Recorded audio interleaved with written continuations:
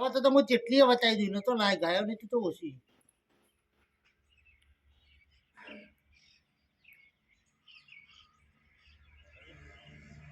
દૂધ વધારવા માટે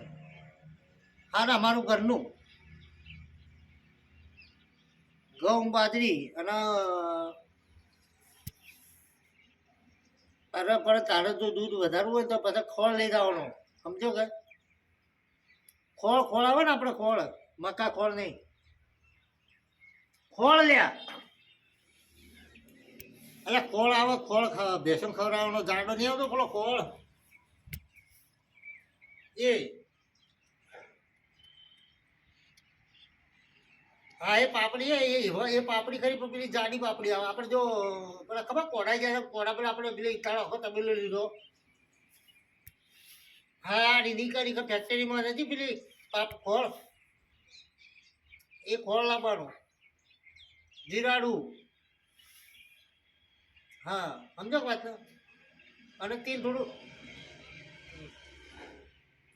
હા હું મુંદર આવું